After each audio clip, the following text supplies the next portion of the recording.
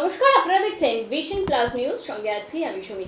গত 3 দিন যাবত শিয়ালদা বারাসাত ডিভিশনে রেলের যে কাজ চলেছে তার জন্য নিত্যযাত্রীদের একাধিক সমস্যার মুখে পড়তে হয়েছে। তার কারণ একাধিক ট্রেন কিন্তু বাতিল হয়েছে, সময়সূচির বাইরেও একাধিক ট্রেন কিন্তু চলেছে, যার জেরে অফিস যাত্রীদের একাধিক সমস্যার মুখেও পড়তে হয়েছে। কিছু মানুষের প্রাণও গিয়েছে, এমন খবরও কিন্তু গত 3 দিনে উঠে এসেছে।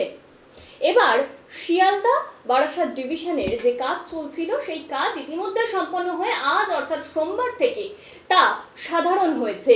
নিত্যযাত্রীরা এক প্রকার স্বস্তির নিঃশ্বাস ফেলছে বললেও চলে। কিন্তু অপরদিকে যদি আমরা দেখি তাহলে রেল কর্তৃপক্ষ জানাচ্ছে যে মৈত্রী এক্সপ্রেস ও বন্ধন এক্সপ্রেস সাময়িকভাবে বাতিল হচ্ছে।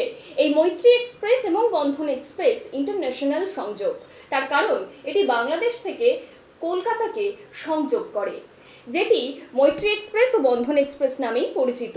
সেই মৈত্রী এক্সপ্রেস এবং বন্ধন এক্সপ্রেস বাতিল হয়েছে সাময়িক সময়ের জন্য।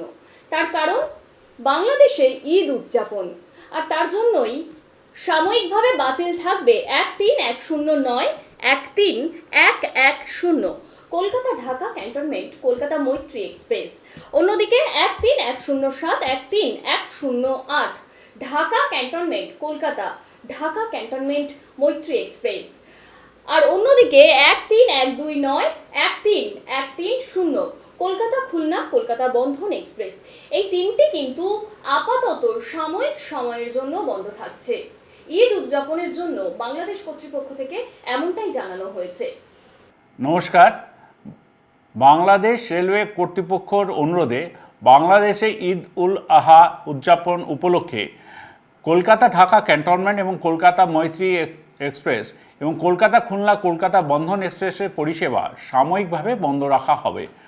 ঢাকা ক্যান্টনমেন্ট কলকাতা মৈত্রী এক্সপ্রেস 14 তারিখ 15 তারিখ 16 তারিখ 18 তারিখ 19 তারিখ 21 তারিখ ও 22শে জুন বাতিল থাকবে। অপরদিকে কলকাতা ঢাকা ক্যান্টনমেন্ট মৈত্রী এক্সপ্রেস 14 তারিখ 15 তারিখ 17 তারিখ 18 তারিখ 19 তারিখ 21 তারিখ এবং 22 তারিখ অর্থাৎ 22শে জুন এই পরিষেবাগুলি বাতিল থাকছে।